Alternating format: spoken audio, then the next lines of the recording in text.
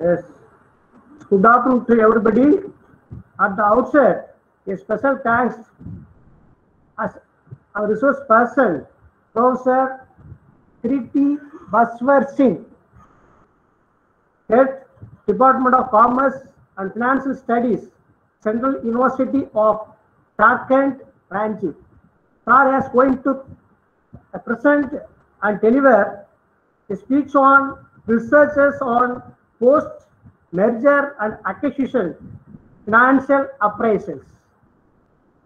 On behalf of this portal, on my own behalf, I welcome you, sir, and the Department of Corporate Secretaryship, Agapa University, Karaikudi.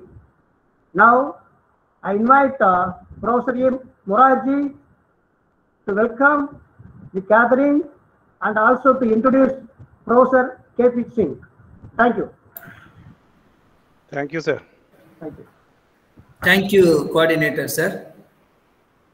Most respected resource person, Dr. Kriti Baswar Singh, respected Program Coordinator, respected faculty members, most interesting participants, ladies and gentlemen, a very warm good afternoon to one and all.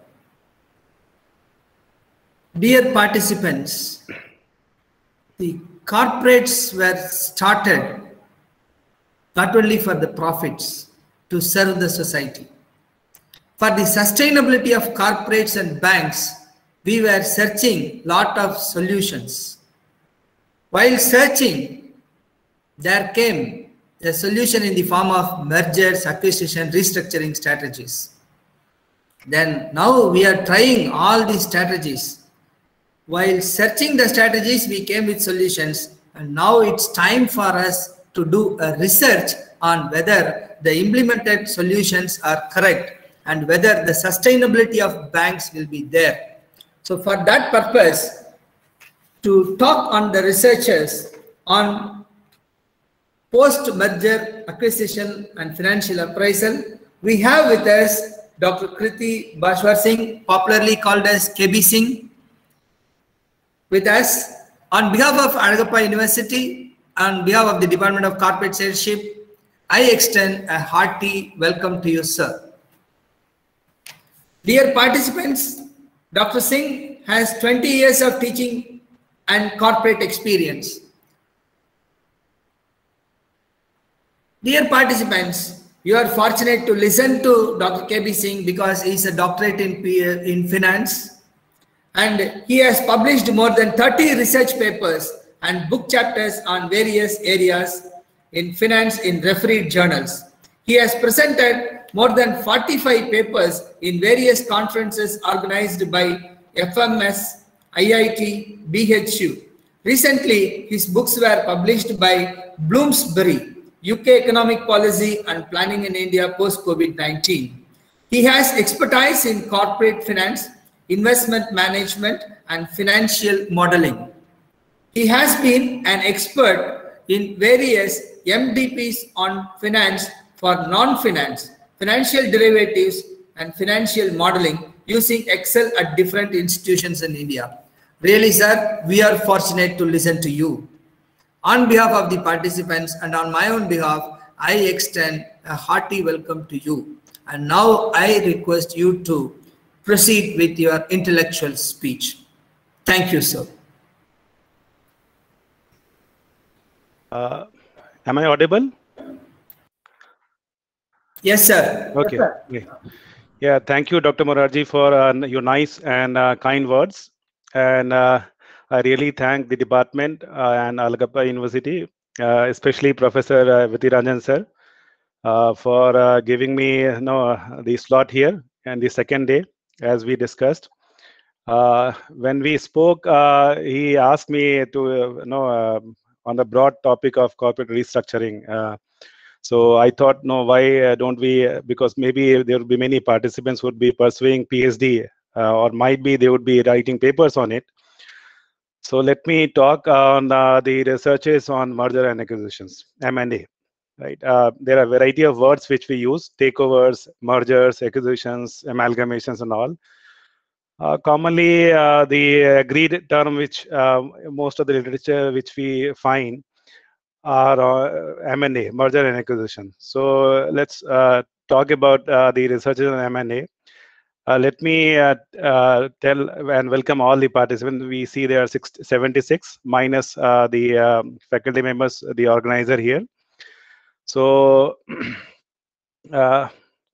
before we start, let's pray for everybody's health because we are going to observe the third wave of corona. Second wave, I don't know whether it has finished or not, and how much toll it has taken to the lives of people. So we are in a very difficult phase of life right now, and worse is yet to come. Many studies, they say that there might be fourth wave also next year. Similar term which we is commonly used in M&A also, right? We use the M&A waves, right? In most of the developed nation. Let me share my slide here before I start.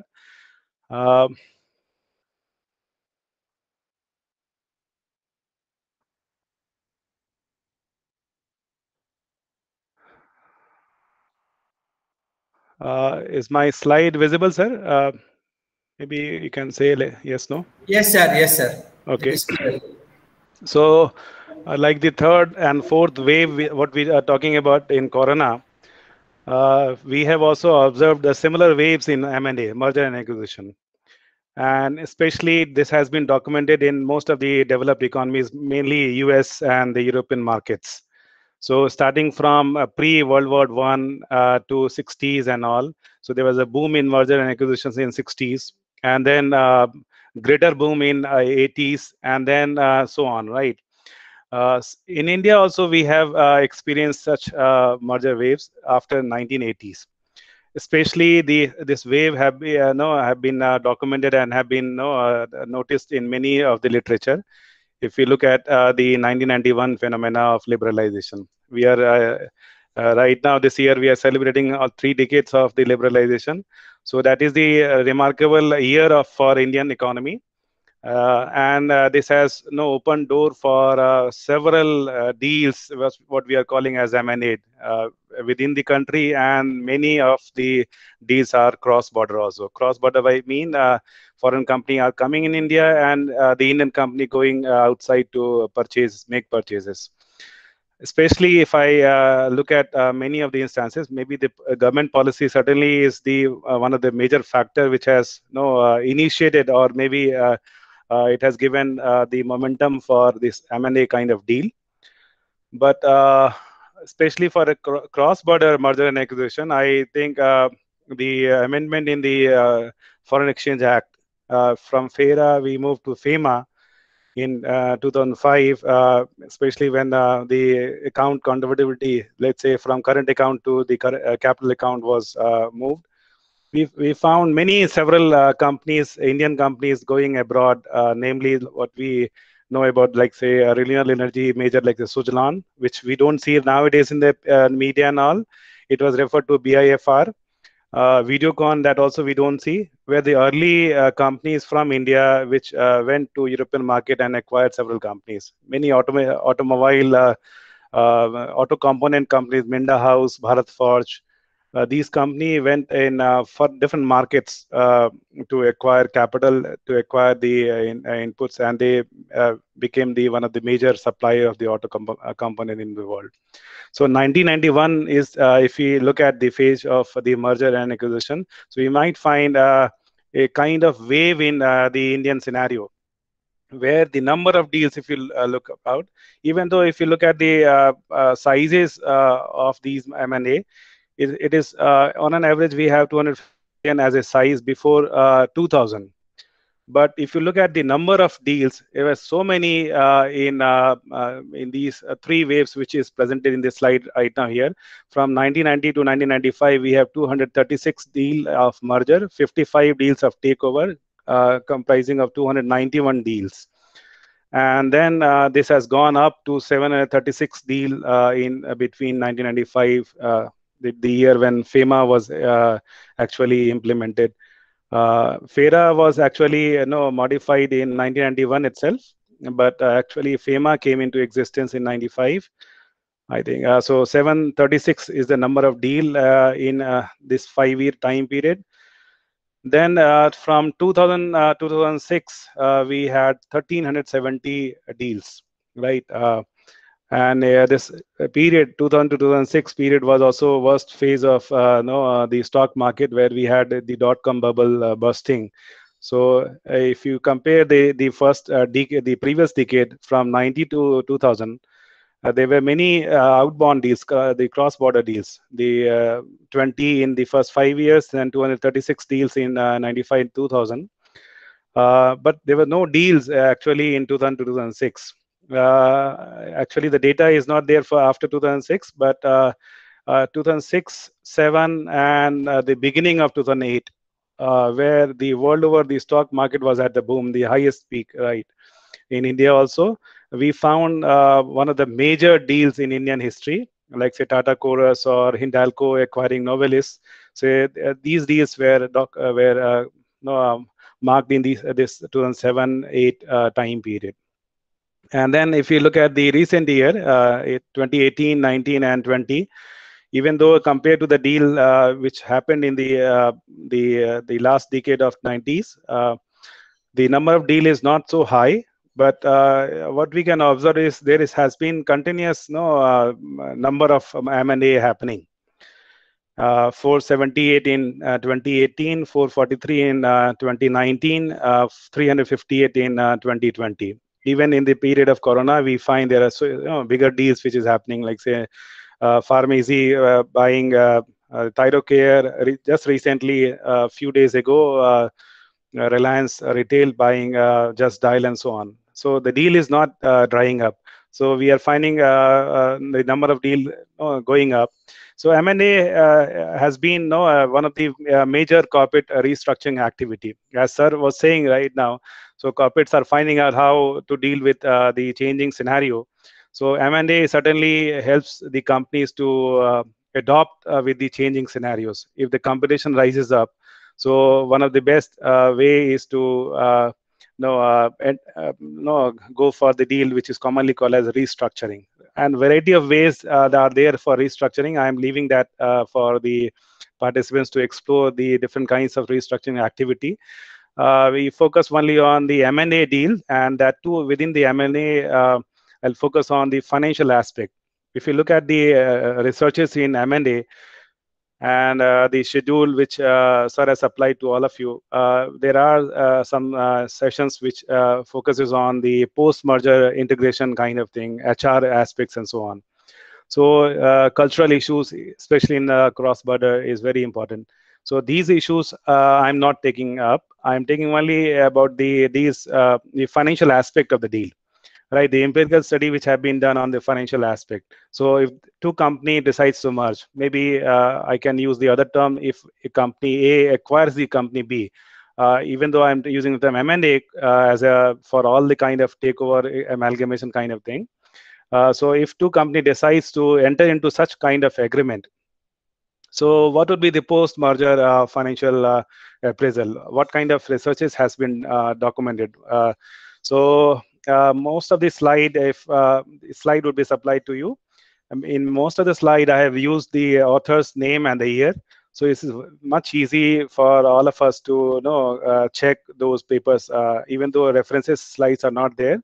But just by putting the author and the year, we can get the papers if your institution have subscribed to such databases and all. If you look at the financial, the researches on the financial, there are mostly three types of empirical study which we observe. Right, one of the study is based on the market, mainly the stock prices, the movements in the stock prices. And this kind of studies involve something called as an event study. So if you search event study, you will find thousands of papers, not only in the Indian market, in the foreign market, in the US market, thousands of papers are on event study. And this has been popularized by different authors, especially Fama and French, once they got the Nobel Prize on it. So stock market event study is one of the widely studied aspect of the M&A. Right now we hear for PSB Bank, which have merged. Many of the bank are listed. Financial aspect based on accounting is difficult to obtain right now, because it might take the picture would be more clear once we have, say, 3 or 4 years after the merger have been done, completed. But right now, if somebody, if they want to study on this aspect, so stock market is one of the stock market study is one of the way they can study. So this is one. Second is the large scale accounting data studies, as I'm saying, right, which takes a longer period to study. We'll discuss about this one in the subsequent slides. And the third one is a case study in the M&A approach. Case study, unlike the first two, are limited in numbers. Say, for example, in one case, you'll find about just one company, right? So they are very good cases. Say, for example, in IIM Calcutta decision, this journal, we have a case study on L&T Infotech acquiring Mindtree. Very extensively, the author have given all details of the background, the deal which has happened, and post deal also the financials. So case study is a limited one, but it is interesting kind of study, unlike the first two, which involves only one aspect of the study. Case study would involve the variety of issues which would be there in the merger, especially financial as well as the other integration issue. So we'll talk about the first two, which is listed here: stock market event study and large scale accounting data studies, in the next subsequent slide. The basic difference between these two study is the data which is taken for research. As the word suggests, stock market or market study. So the author takes only the stock prices of the company which are merging or the company which are engaged in M&A activity. And when we look at the stock market, certainly we have certain other theories which is coming up. We'll come to understand that. The valuation is also commonly studied, because one of the way companies are valued is based on the stock prices. And this is the most common way. If you look at the number of papers on M&A, you'll find a greater number of papers are devoted on stock market, whereas several good papers, excellent papers in M&A, which is listed in the subsequent slide, you'll find both the study, accounting aspect also and stock market aspect also, both have been studied. Accounting is based mostly on the annual reports, the ratios of the firms which are merging. We'll see in latest slides details about it. Let's look at the first kind of study, which is called as a market-based study. And which is based on the stock prices.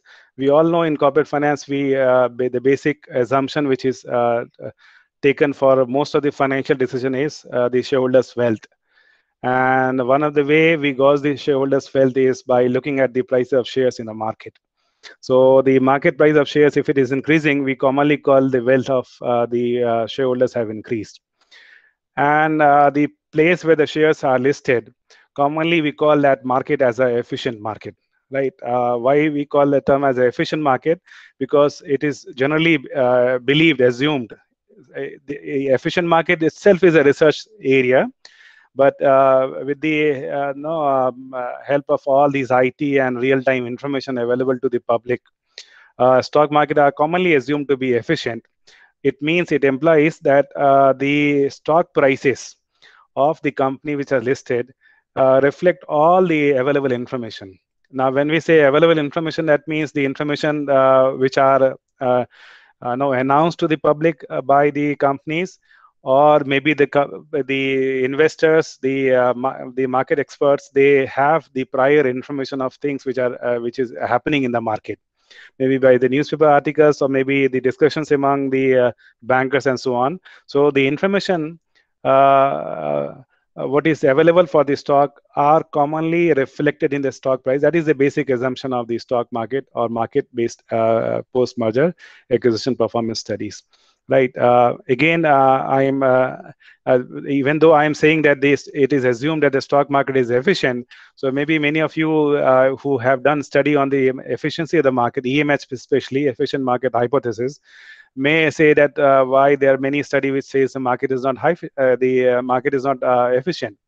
Right, you are right, but market is said to be very near to efficient. No market, especially even the developed market, also is highly efficient. Right, and the Second reason why the market-based study is taken for study, apart from the thing which is listed here, what I feel, because I have some papers on the efficient market, the post-merger on the stock price movement. So one of the reason why many of the research, some of the authors which I know are working on the paper like this one, M&A, they find that data is very easily available for this kind of study. Right, many of you would agree on this one, that data for M&A is very difficult to obtain. Real-time data, the accounting data, the effect of the merger on the post-merger financial appraisals, these are slightly difficult, especially accounting data is slightly difficult to obtain.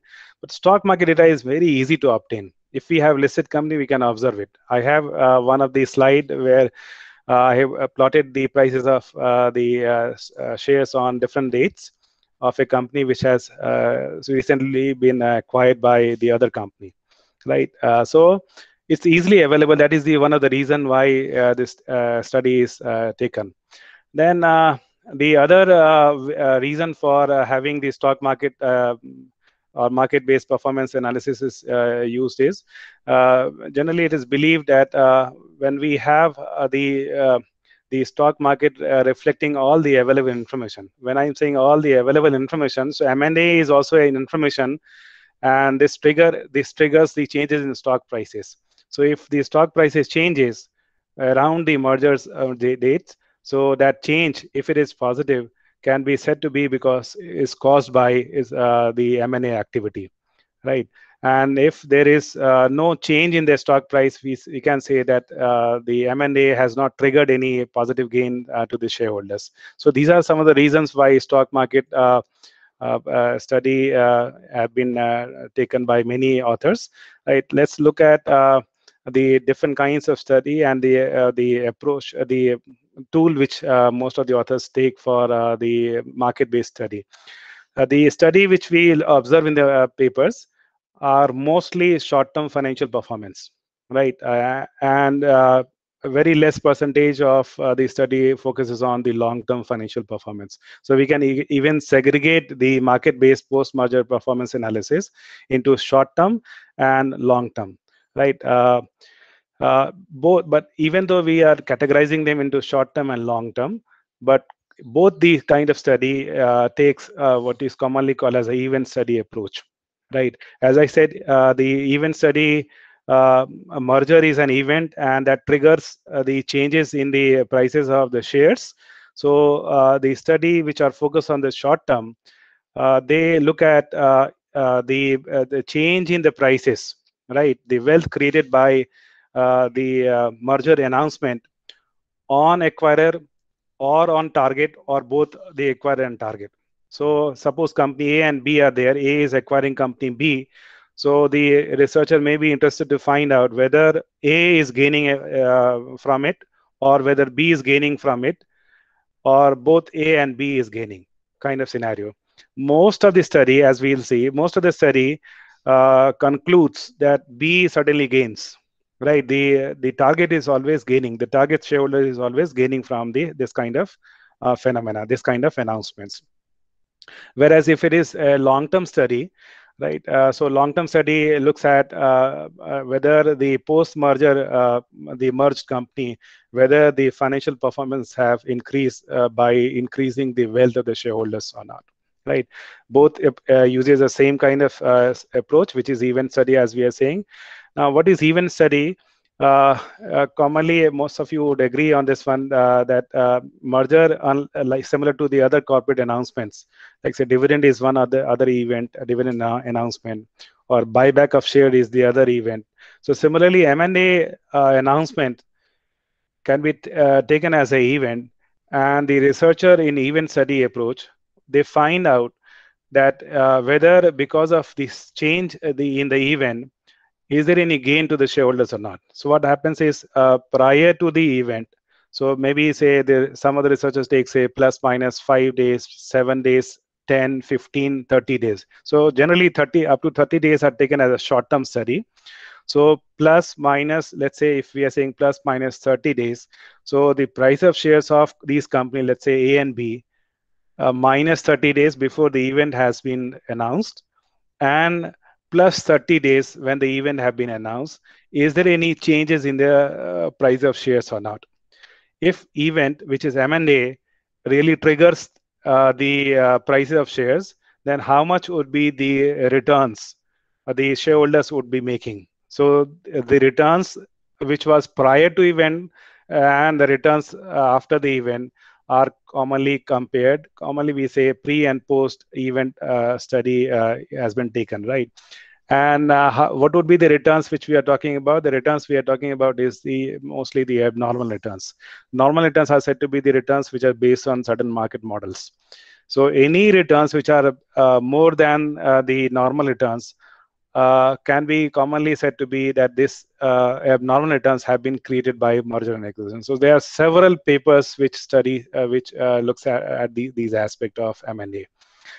And most of the research which we observe, which personally I have observed, that they look at pre and post, and then look at certain statistical technique they apply. Commonly, t-test is the most widely used test, where we look at pre and post change, statistical difference between the pre and post financial performance measured by the abnormal returns of the stock prices, right?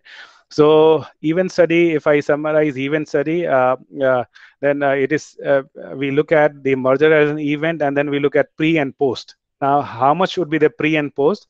It is on us to decide.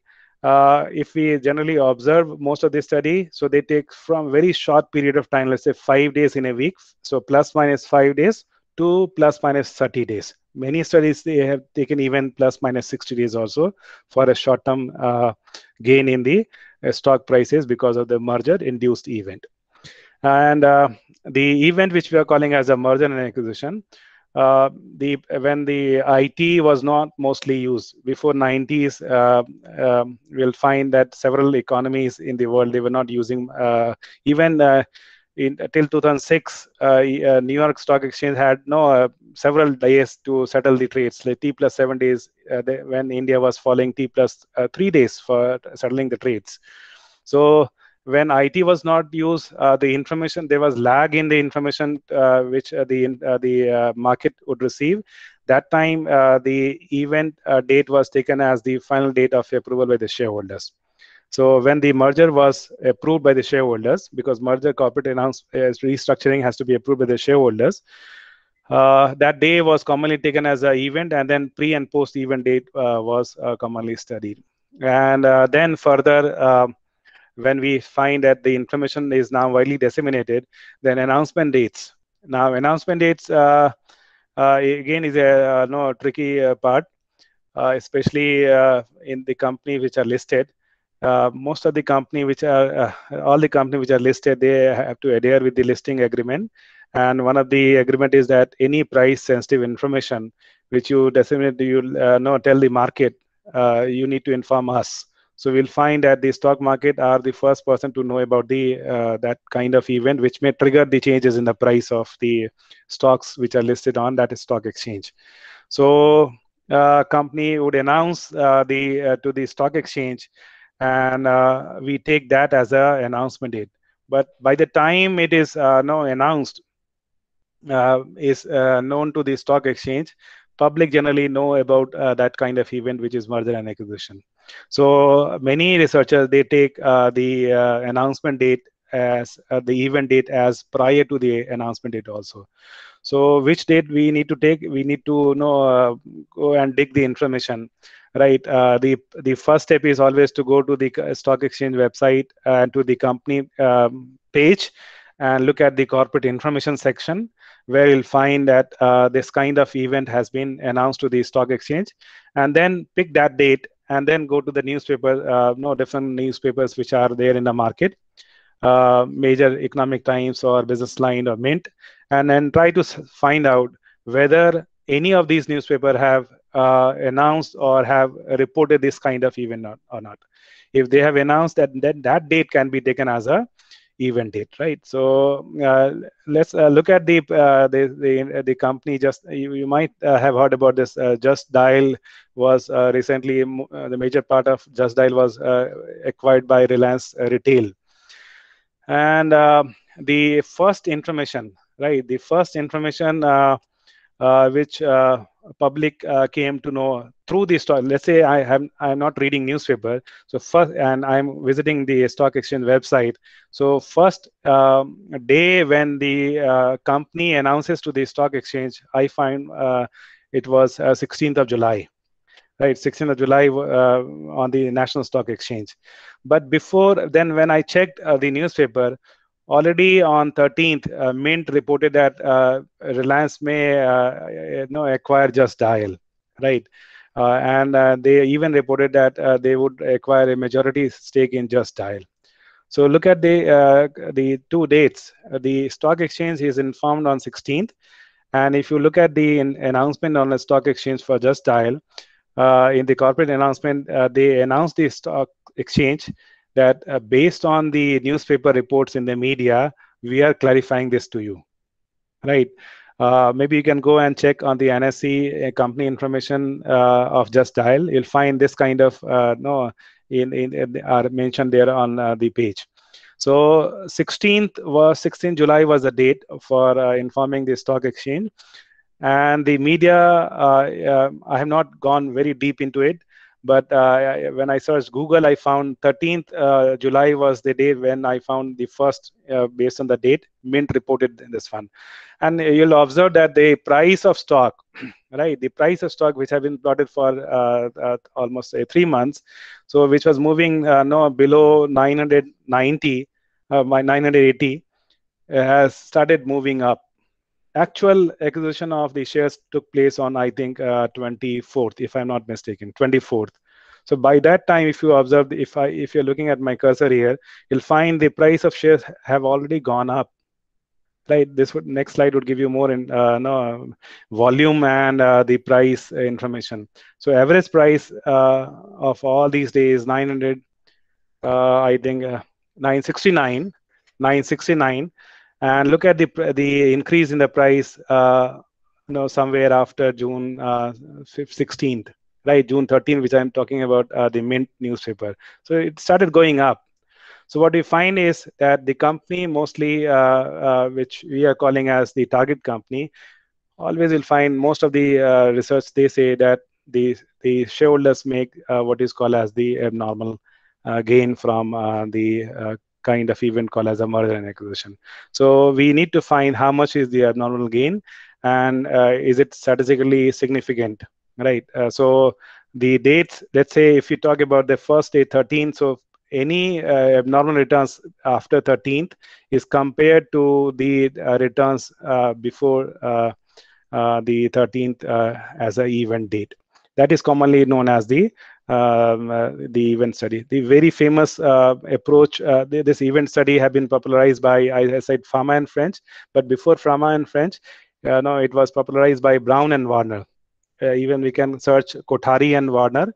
Very extensive study they have done on event study, all step by step for the beginner. So, and then, as I said, there are several researchers which have focused on the event study. They use the market model, which is purely based on CAPM, capital asset pricing model, which uses the ordinary least square estimator, a basic equation of regression, which we have seen or observed many times.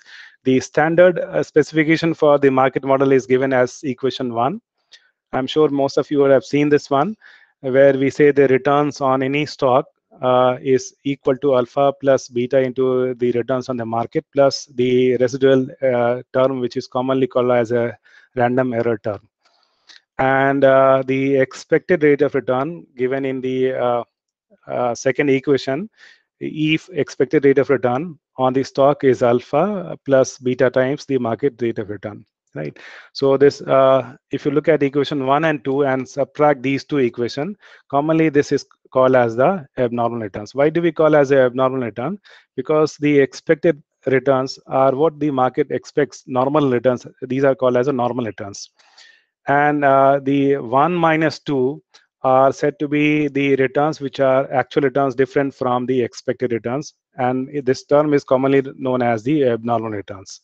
So if the abnormal returns are averaged out, right, for each event date, right, and we get the equation 4. So equation 4 is nothing but the difference of equation 1 and 2, the standard specification for the market model, and the expected outcome from the event. Even though we are subtracting 1 and 2 to get 3, 3 is nothing but the residual term, this E, which you see at the end of the equation 1. If we add for each of the day, right, and then divide it by the number of companies in our sample, we get the abnormal return for day 1, right? And if it is added for the event window, now what is event window? Event window maybe, say, as we are saying, plus minus 5 days. So if we add for the 5 days prior and 5 days after, so we get cumulative abnormal returns, right? So cumulative abnormal returns are the difference between the actual returns and the expected returns averaged by the number of companies and summed by the total number of companies in our sample, right? Now, if there is no abnormal returns, right, when there is no abnormal returns, when we find that the event, which is M&A, that does not trigger any change in the share prices, then we say the difference would be the CAR and AR, equation 4 and 5 would be near to 0. So if it is near to 0, we say there is no change which has happened because of merger and acquisition event. But if there is some change and that change is statistically significant, then we certainly we can conclude that M&A triggers a statistically significant change in the prices of shares for the companies, even if we talk about the target company or the acquired company. So we need to do individually for these two companies, right? Now, the equations which we are using, 1 and 2, several study, most of the study, 90% study, they use rate as the returns. But there are some study which they don't take rate as a returns. The reason being is rate, when we take rate as a return, it does not take care of the size of the firm, right? So size has also been taken as for many study, the size and the impact on the financial performance. So in the place of rate, some of the authors, they have taken simply the change in the added value the M&A brings to the shareholders. And when we say added value, so the added value would be in the dollar term, in the currency term, rupee term. So in that case, why this happens is because if you look at, say, if we take company A scenario, say company A has acquired and company B has acquired. A is of 100 million size and B is of 10 million size. And both have, say, because of M&A, both have increased the wealth of the shareholder by 1 million. So 1 million on 100 and 1 million on 10. So always rate favors the small size company. So 1 upon 100 and 1 upon 10. So 10% change and 1% change in company A. So this gives no one kind of the advantage to those companies which are smaller in size. So to take care of the size issue, some of the authors, they have taken the returns only in terms of the dollar returns, right? Like say 1 million in company A because of M&A and 1 million in company B. And once we have the dollar returns, then we, instead of CAR, which we found earlier in the earlier slide, cumulative abnormal returns, they find something commonly called as a cumulative abnormal dollar returns, CADR. And CADR is found by multiplying the AR. AR here would be the difference, 1 million for company A, 1 million for company B, multiplied by the value term. Then to remove the size, again, size issue, some of the others even have taken, adjusted the value of the shares by the purchase price the acquirer has given for the target company. So these are some variation, but if you look at the number of papers on these aspect for the dollar returns and the bringing out, the scaling the price of the share by the purchase price, They are less in number. Most of the papers which are there in the market, they are based on the rate of return, purely based on the rate of return of the stock on CAPM model. The long-term performance aspect of the merger and acquisition are mostly, as I said, are based on the merged firms' long-term performance. And when we talk about long-term performance, the common time frame is 3 to 5 years. So if it is 3 to 5 years, most common are which we find rate of return because of merger. If it is based on stock price, so we find instead of plus minus days, 5 days, as we discussed about short-term financial performance, the authors have taken monthly returns, right? So 3 years monthly returns or 5 years monthly returns.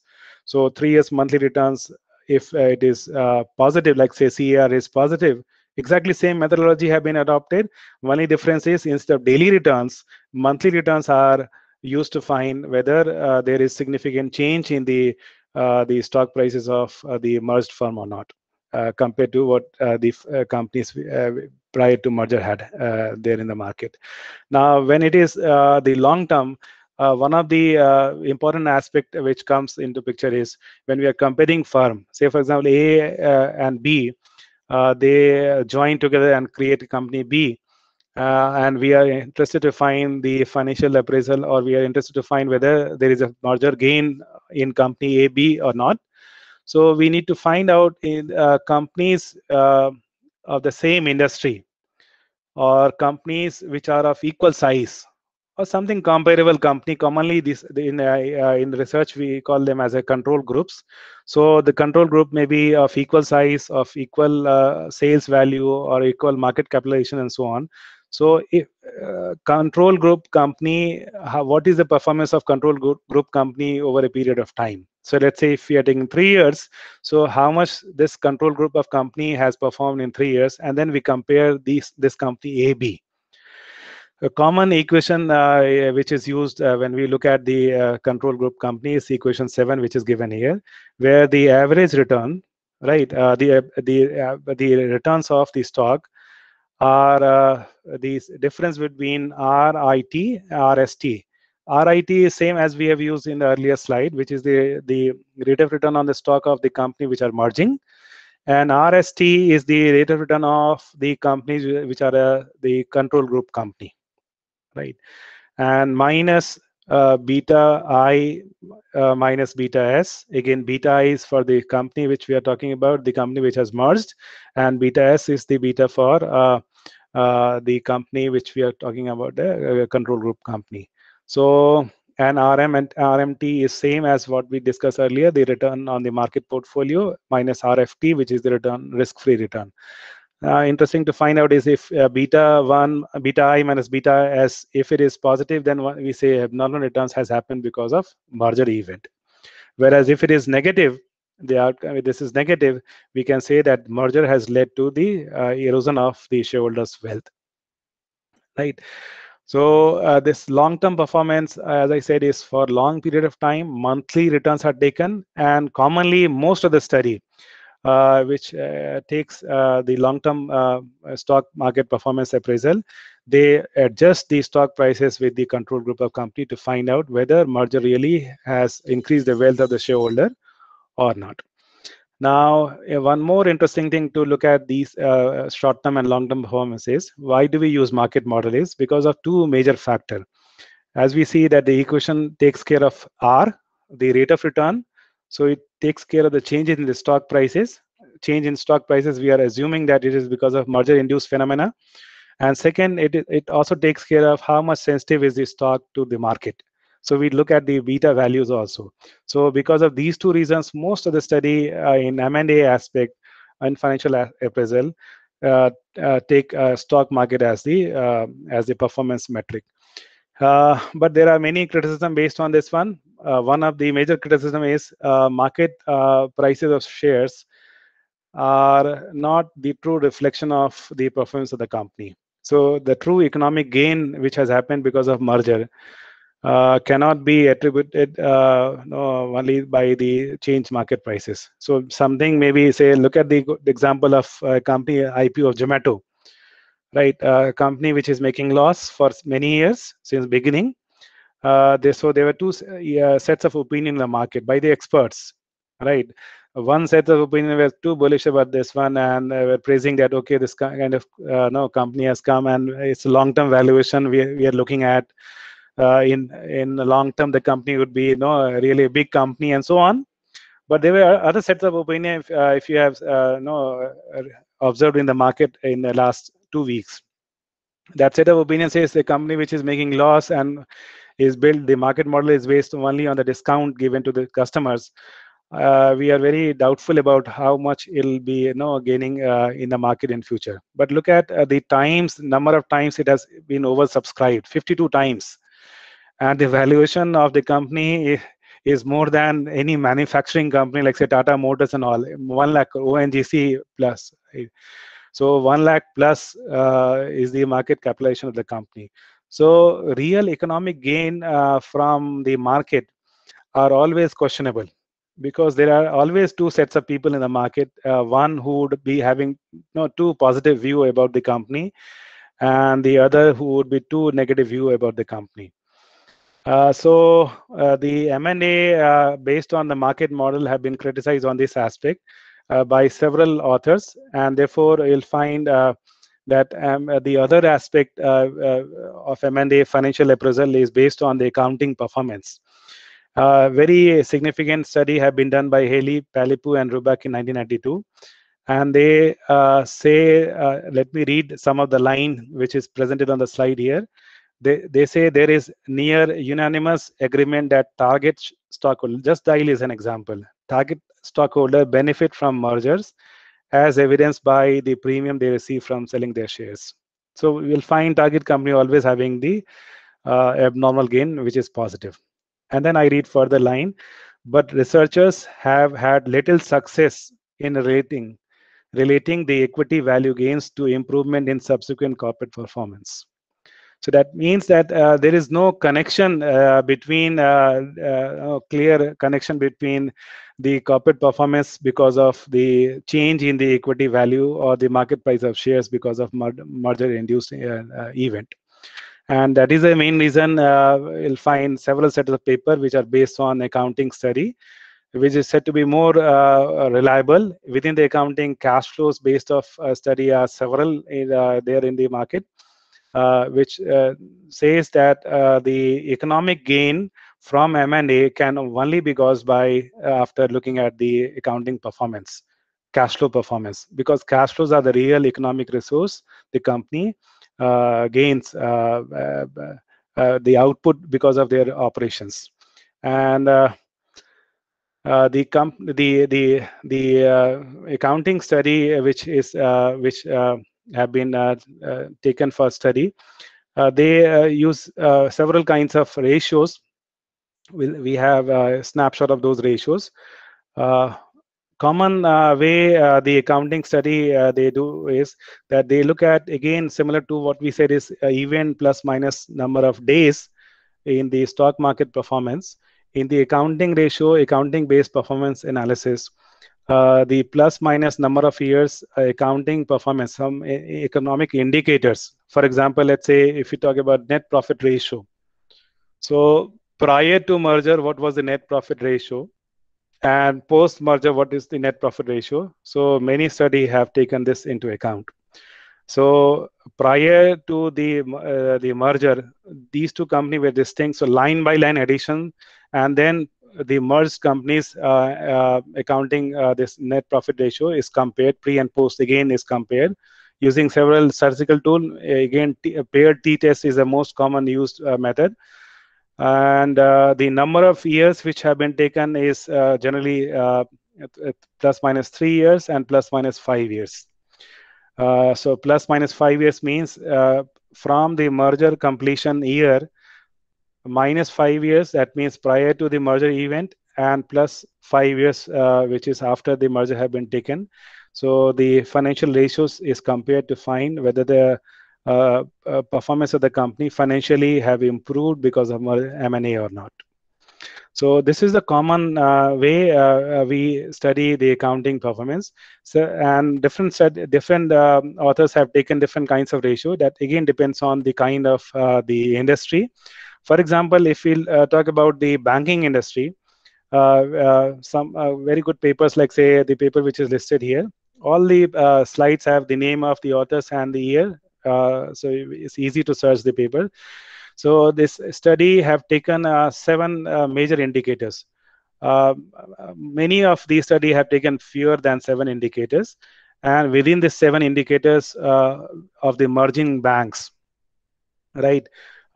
Many study they can just 4 or 5 kind of the ratios which are based on the indicators listed here on the slide. One is based on the profits, ROA and ROE. Then capital adequacy of the companies, the banks which are merging. Within the capital adequacy, the ratio of capital to the asset, loan to equity, and deposit to equity. And then third indicator, credit quality, which is provisioning and writing off to the loans. And fourth one is efficiency, which is again expense to the revenue, asset to the employee. So employee per asset kind of parameter. Income to the employees, generally the net income and total incomes are also taken, 2 kinds of income. And return on the loans. Then the other parameter, the other indicator is liquidity risk, which is loan to asset and liquidity ratio, the current ratios. Then the growth, which is asset growth rate, whether the asset has grown over a period of time. That means prior to merger and post merger, the asset has grown, the size, the asset base has grown. And then the last one is the interest rate risk, which is found by net interest income to the earning assets. These indicators the author have taken to find whether the merging bank, their performance, the financial performance post merger have improved or not. What they found is not the area to discuss right now. It is for us to discuss. Surprisingly, most of the study which we review, personally, which I have reviewed, I found that more than 60% of the papers, they conclude that merger results into loss, right? Merger result into a loss in the value of whether it's overall performance of the firm, or it has brought no negative performance to the company, right? Good example we have with us are the big mergers, which like Tata Chorus or Tata Motors JLR or Hindalco Novelis. These all have destroyed the wealth of the company, right? Some of the other indicators I've just taken this snapshot. I'll just go through the column, which is the 4th column, to point out the common ratios which have been taken for the company. And also I'll focus on the 2nd column, right? It may not be so much important whether it is for US or say the other company, but this will give an idea that the merger of what kind of ratios have been taken for long-term performance appraisal. So operating cash flows, as Haley and Pelippu paper, widely used paper, right? Widely cited paper. They have, in fact, they have taken both the study. They have taken stock market returns also, and they have taken operating cash flow returns on assets also. So they have taken market-based study, market-based factor also in their paper, and accounting-based factor also in the paper. You'll find common in most of the papers, both the methodology used. Then Ghosh has again found, this was the first one, Haley and Pelippu, was on 50 largest merger. They have used operating cash flow, return on asset. Again, Ghosh has taken various matched firm. Matching firm here means, as we said about the control group, so matching firms here means the firm of either the same industry or same size companies. So they have taken 315 companies and used operating cash flow. Exactly same methodology followed by Haley and Pelippu was used by Ghosh also. Only difference is the sample size has been larger, 315. Then again, the study on US, various companies, and not unlike the 50 largest company by the first paper and the matched firm, various industry. operating cash flows and ROA was taken. Banking, as we said, listed in the previous slide, 7 parameters, 7 ratios were used. Look at the next one. Again, various company in US 324 companies, operating cash flow, return on assets, stock returns, both operating. This study have taken again stock returns, market base, and accounting ratios. The next study in UK, various firms, operating cash flow, return on total market value of assets. Then the other study in UK, various 613 firm, ROA was mostly used. Then matched firm again in Australia, earnings and cash flow ratios were used for this one. Another study in Japan have taken ROA, ROE, expense to sales ratio, sales asset ratio, sales growth ratio. Sales asset ratio are taken in many papers, which is commonly also called as asset turnover ratio. Sales growth, and similar to what we discussed in the previous slide, asset growth rate, especially for the bank, the growth in the asset size of the bank. R&D expense and R&D expense to sales are the other ratio which have been taken in this study. Then study in Asia, we have operating cash flow returns on the assets, similar to the Palabu paper, Rubak. Then the other paper, 20 various firms, accrual measures, which is based on ROA, net profit, and so on, and also share price return. Study in India, Pavaskar early paper, matched firm, 36 sample size. They have taken operating cash flow, return on assets. And then Mantravadi and Vidyasagar Reddy, various firms, 96 firms, ratios taken by them as ROA, operating margin, return on net worth, ROE.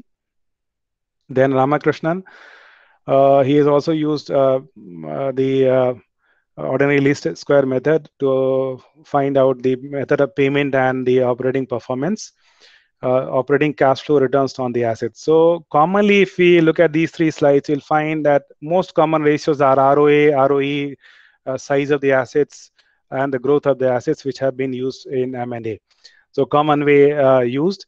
And even though that column is, I have not put that column here, as a majority of the study which is listed here, they have used at least plus minus 3 years as a pre and post merger acquisition financial performance. So this brings the second part of the discussion here, which is the study based on accounting performance.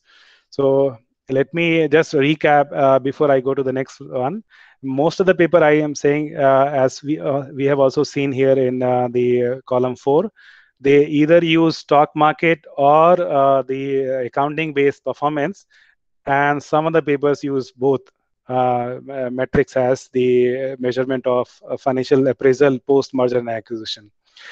There are some other study which have been done, and which is based on the performance market share as taken as a performance measure. So generally we say that merger brings synergy effect. So some of the study, they have taken factors like, say, whether the corporate merger and acquisition, especially takeovers, they increase the market share of the firm or not, or the market share and the ROI have been taken as the 2 variables, and then the correlation between these 2 variables have been studied.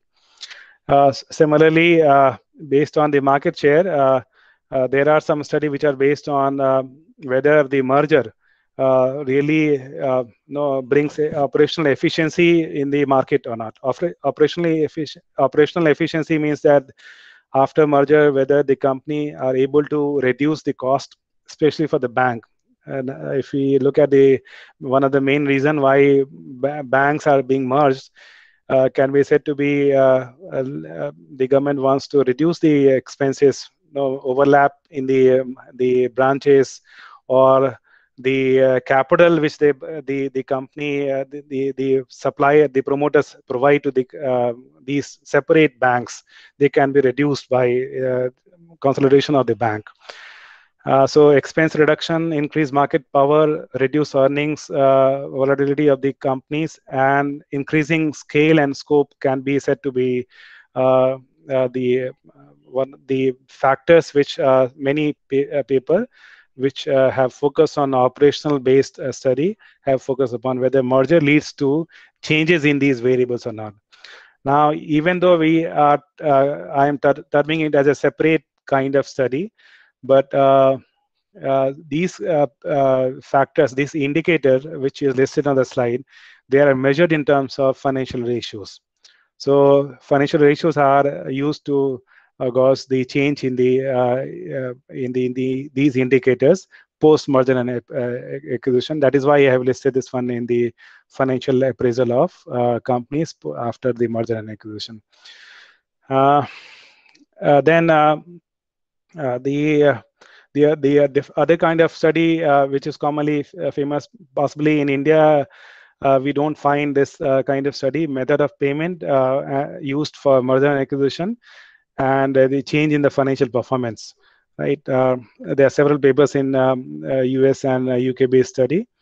Method of payment means whether the company, the acquirer, use cash, or they use stock, or they use debt, and the impact of these methods of payment on the post-merger financial performance. This has been studied in several markets. None of this kind of study I have seen in Indian market, possibly because there's a lack of data on it, right? And these kind of study where the method of payment, whether it's a cash, stock, or debt, or the combination of these are studied as a commonly in the regression equations, where these methods of payments are taken as an independent variable, and some of the measures, whether we talk about the ratios and so on, are taken as a dependent variable. So to find out whether cash brings more benefit or stock brings more benefit, and so on. So, and then there are some study again on the financial performance which looks at whether the kind of merger. So this is a kind of payment which have been used, the method of payment which have been used, the kind of merger which has taken place, whether it is a conglomerate merger or whether the other is a non-conglomerate merger, or it's a tender offer. So how these kind of merger taken as an independent variable affect the financial performance of the company have been studied. Again, financial performance of the study is taken as the ratios, right, or cash flow returns on the assets of the ROA of the firm. The last one is the cross-border merger and acquisition, which have several. There are several papers based on this one. Even there are papers in based by the Indian authors. The cross-border merger and acquisition by the companies in India, and when they go outside to buy the companies. One of these paper involves 56,978 cross-border merger and acquisition. So this generalized, we can conclude something like, say, between 1990 and 2007, in 17 years, 56,978 merger.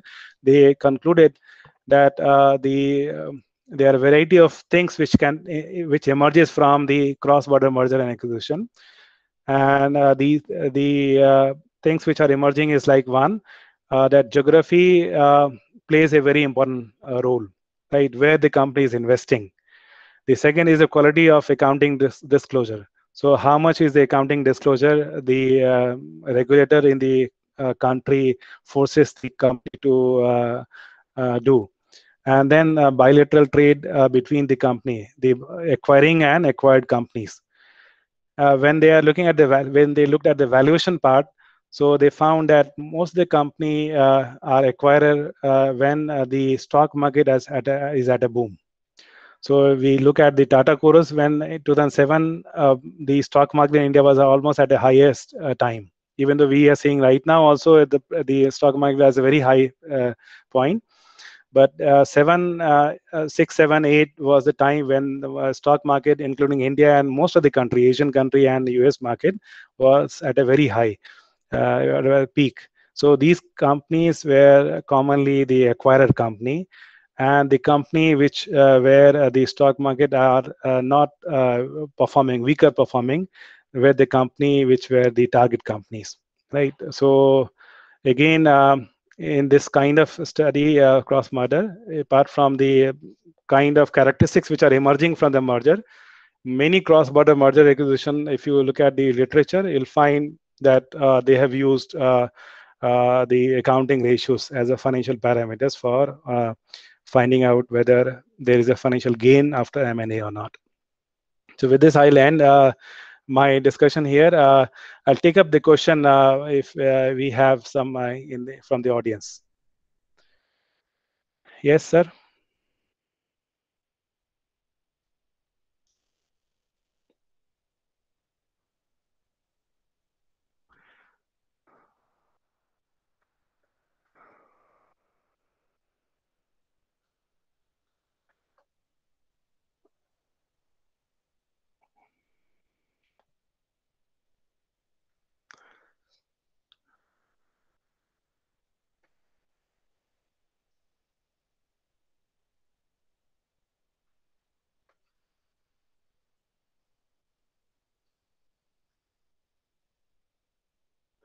Okay, I see there is one question here by Vijay Lakshmi.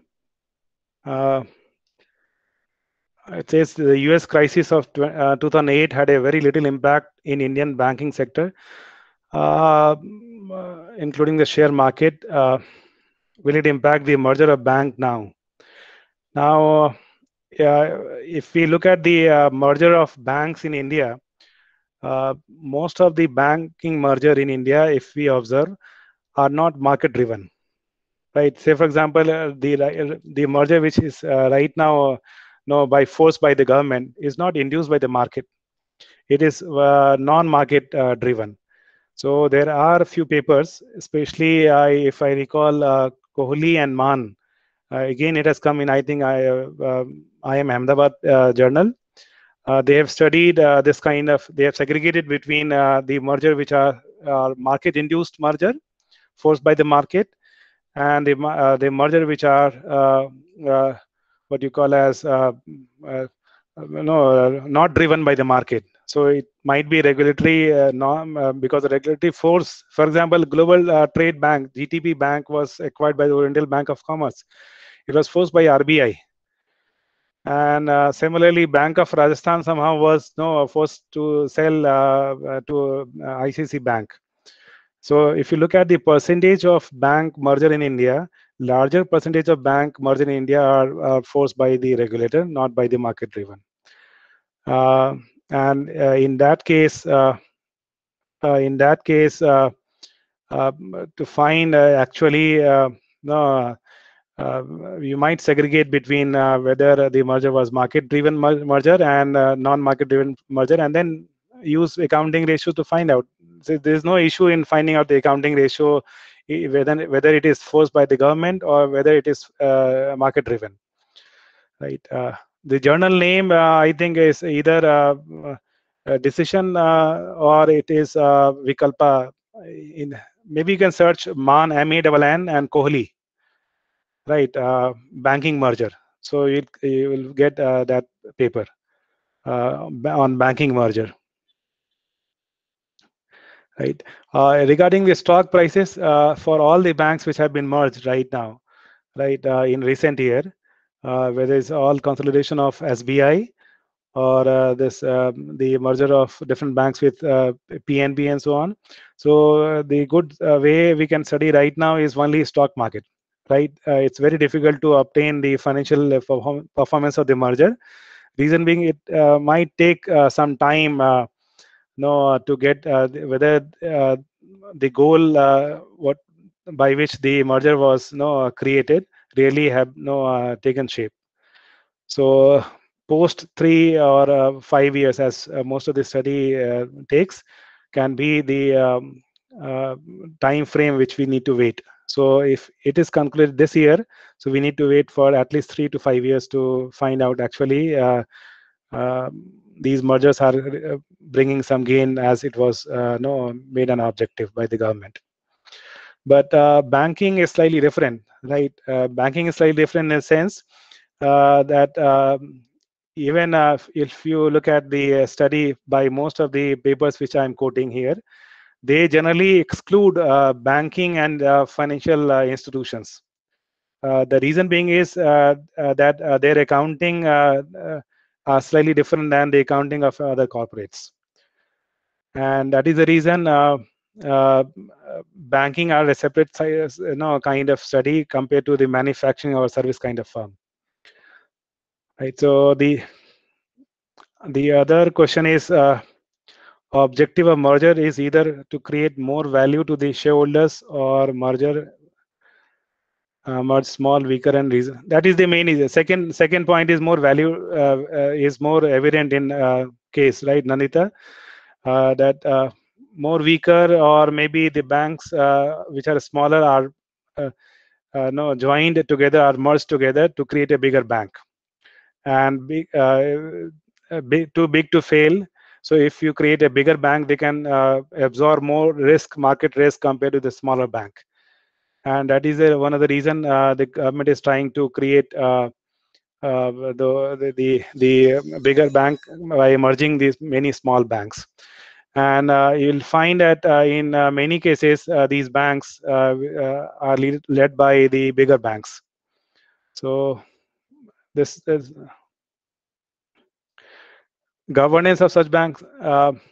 Now this is questionable, right? So right now very difficult to talk about the governance, right? But traditionally in Indian scenario, banks are well regulated. That is the reason in 2008, except ICC Bank, none of the Indian bank or the Indian financial system was got the shock from the financial crisis.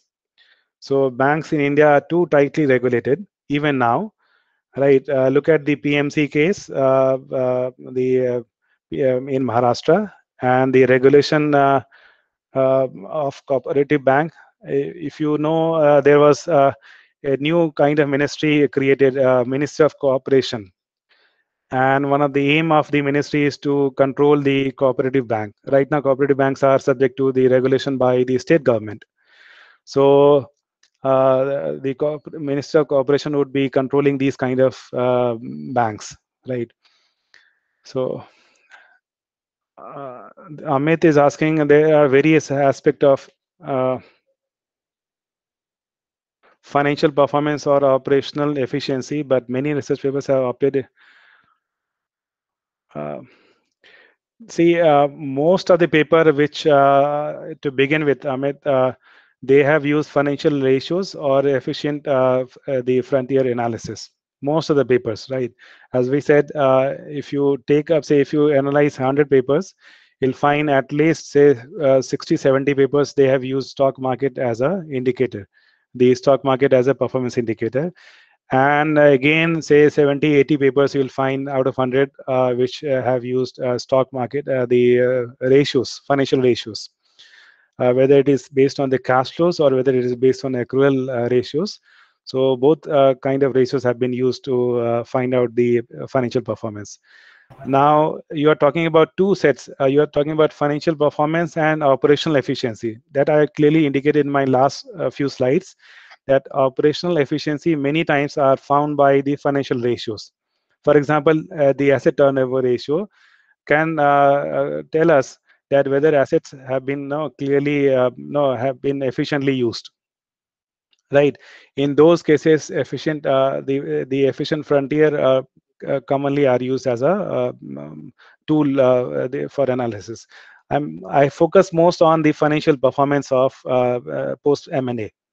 Right. So operational efficiency is a separate research game. Yes, Tushar have raised hand. Yes, you want to unmute and say something.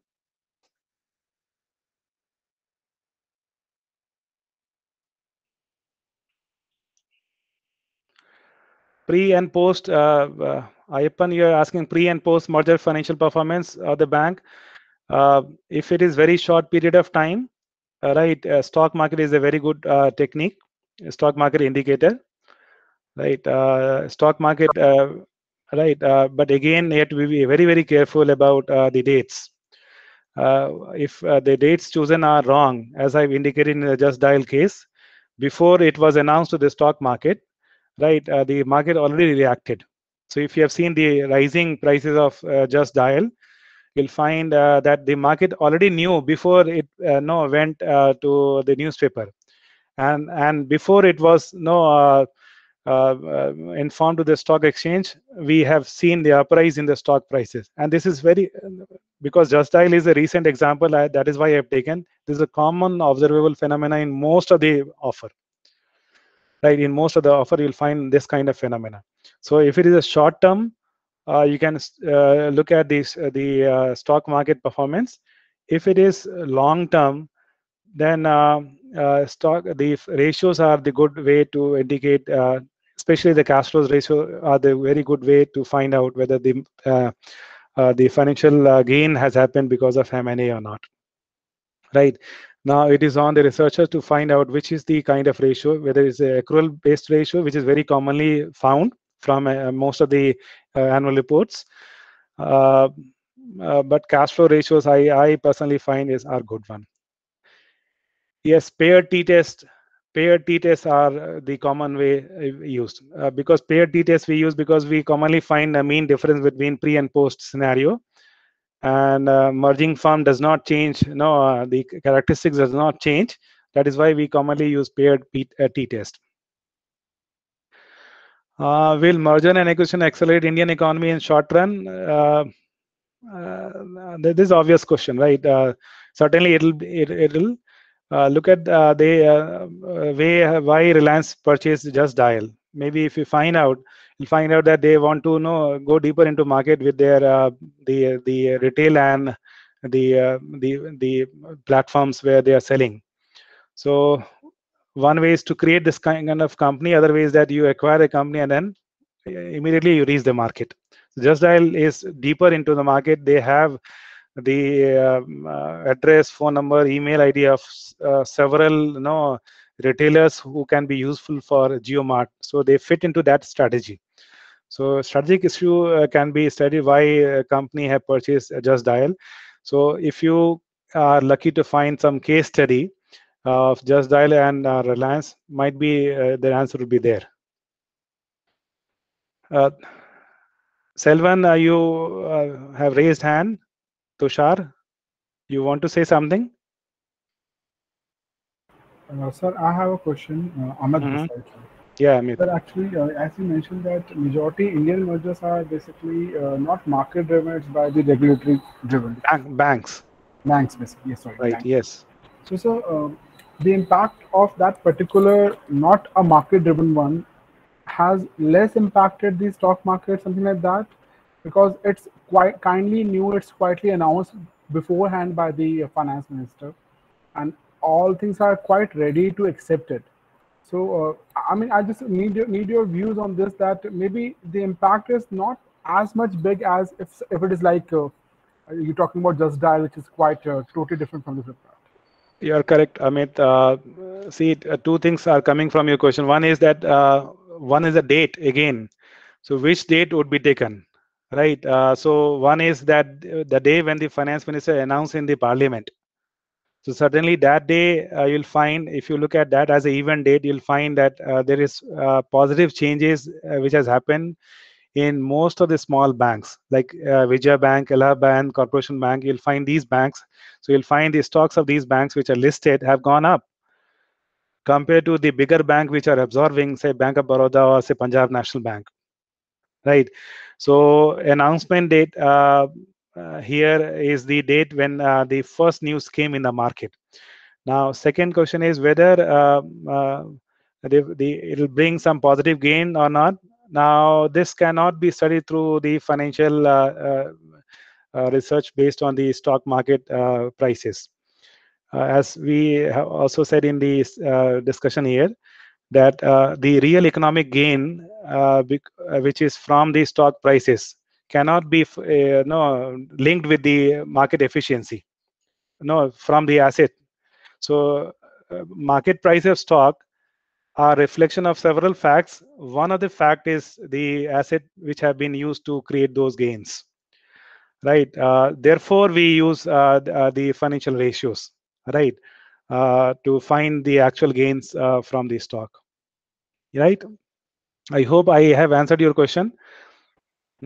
So one more, sir. Actually, as it is market driven, sir, chances of getting failure of that merger is, can we say, low? Because it's quite balanced approach to adapt, and I mean they have analyzed the various things to and somewhere they are covering the NPA, which having the bigger banks. That is the one of the primary reason why the banks have been merged. NPA is one of the NPA and supply of capital, right, by the government. These are two reasons why banks have been merged, right?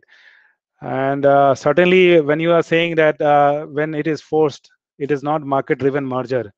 So we don't know how much would be the positive side of it, but we don't have any documented failure, big failure of banks in India. Right, banks have failed in India, but not a big failure of the bank. So before it fails, government, no, RBI tries to merge it with some other bank. So that is what we have found for many cases. That like GTB example, Global Trust Bank was absorbed by Oriental Bank of Commerce, right? Or Bank of Rajasthan was absorbed by ICICI Bank. So when it is forced kind of merger, actual gain is secondary. The primary goal is the objective of the government. Somebody asked governance and so on. So that may be the other objective of the government. Maybe the government is trying to create bigger banks which can absorb these kind of NPA kind of risks. Selvan, you want to ask something? You have raised hand. Tushar, Arya.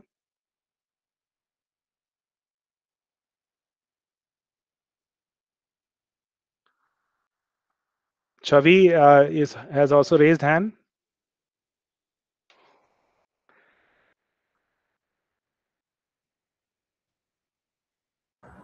Yes, sir. Professor Singh. Yes, sir. I have a small queries. Yes. Researches on post-merger and acquisition. Financial appraisal. There is any distinguished once banks are merged or acquired for this appraisal of financial aspects. So we have a two coin, merger and acquisition.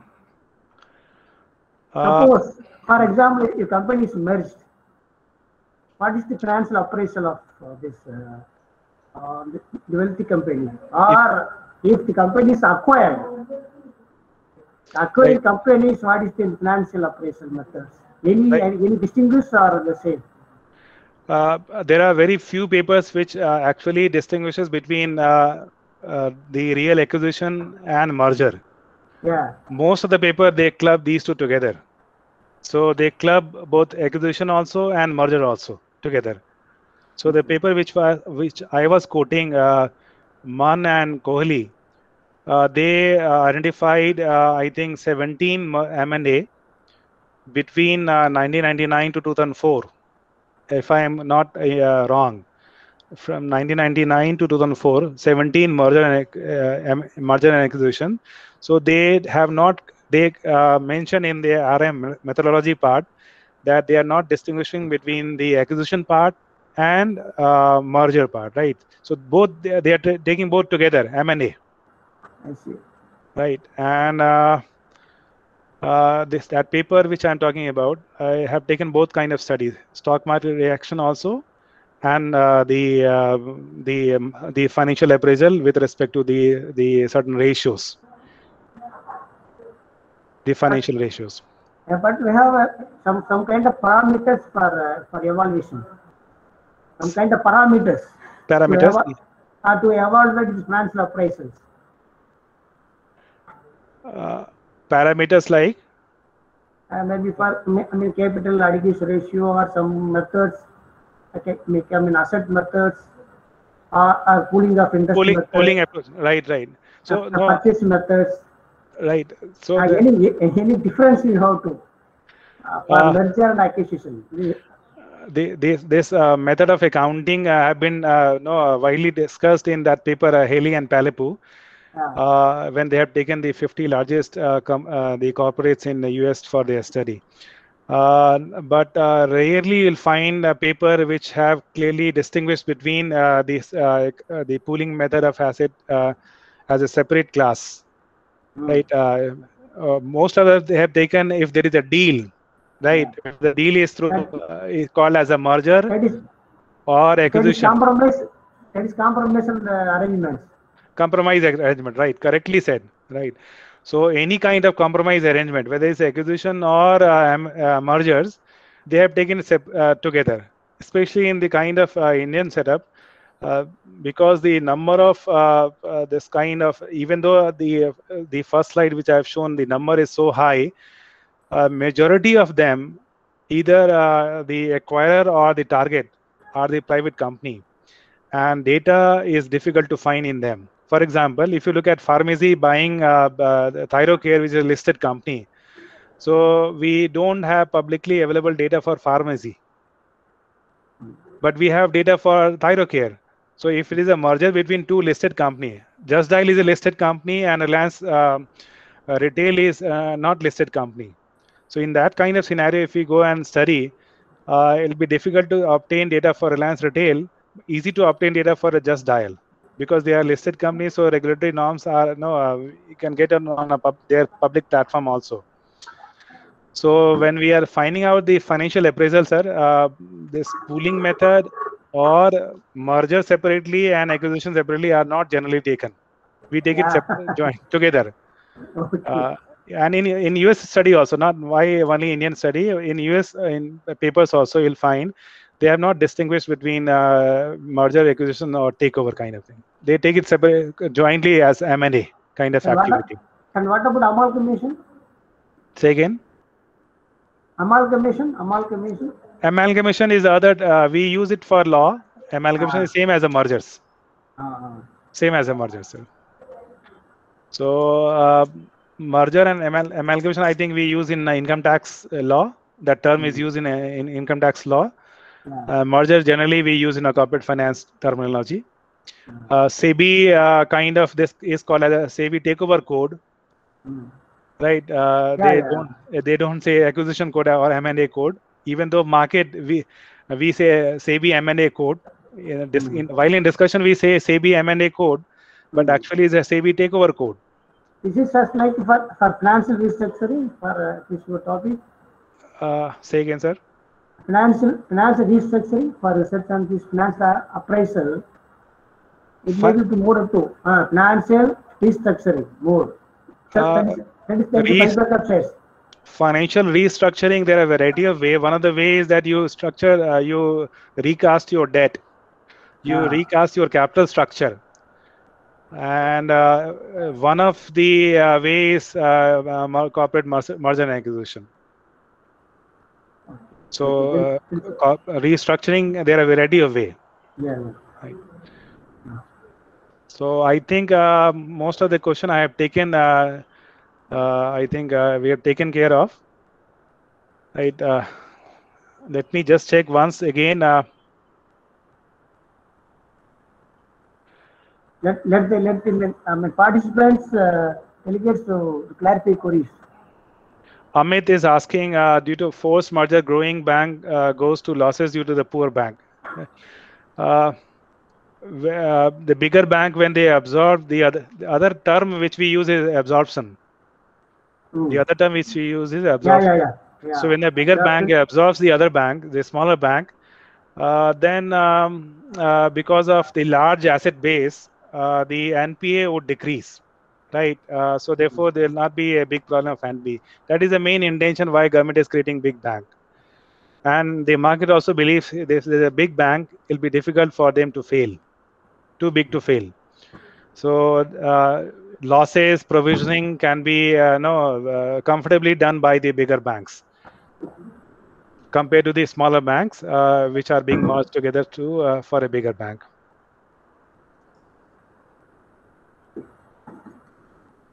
Yes, any other? Participants, any queries are going to wind up? Okay, one more question I have not addressed. Jagdish has asked, M&A accelerates Indian economy in short run. Stock market is going up. Where there is a real market, many employee has lost their job. Yes, that is a true the end result of M&A. Right, not all the company would care, like say what we have company like Tata, but most of the no M&A results into job loss. So HR issue and integration is the two major aspect which is non-financial study in M&A. Post-merger integration and HR issue is widely studied. You'll find several papers based on these two.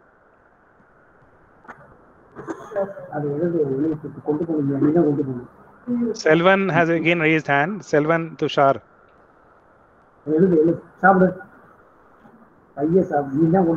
Success.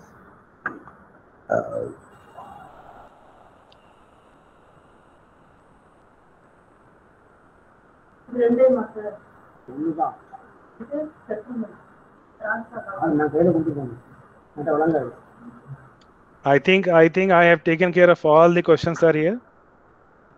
Yeah. But anybody can clarify or else to wind up the session. Thank you, Professor K.B. Singh, for Sir, what about the goodwill valuation, sir? In case of amalgamation, no, so far one company might have earned a very strong goodwill. Generally, the acquirer create goodwill after the merger, because they pay a bigger price to acquire the target. So, common observation is that post acquisition in the acquirer balance sheet will have goodwill. Very good example is this Hindalco and Novelis. So after acquisition in 2008, right, 2007, this Hindalco, which is a Birla-owned company, they had written off the goodwill to the extent of $2 billion. The big amount. So they created goodwill, and then next year they have written off. Yes. While valuing the asset, we generally exclude goodwill, especially in the target company. Okay, sir. Thank you. Thank you, sir. Your session was very interesting and very interactive too. Many participants, you addressed all the queries made through this Google link, and I really appreciate your patience in answering all the queries. We really enjoyed your session, sir. And on behalf of the department and on behalf of the participants, now our scholar, Ms. Aisha Mariam, will propose a formal vote of thanks. Thank you so much, sir, for having time with us. Most respected Dr. Kirti Paswa Singh, sir. It is a great pleasure for us to join the FTP program. We learn about post-merger and acquisition and financial appraisals. Thank you for your informative session. The session was very interactive and useful for the researcher. I extend my sincere gratitude to Dr. K.P. Singh, sir, for giving your valuable time. Thank you, sir. Thank you, sir. Thank you very much. Thank you, sir. Hope to see you sometime here. Yeah. Right. Good day, sir. Good day to everyone. Yeah, good day. Yeah. And stay safe. Yeah. No, very difficult time, the corona and all. Thank you. Right. So, dear participants, today at the end of the session, tomorrow we'll start the session as usual on 9:45 a.m. Thank you.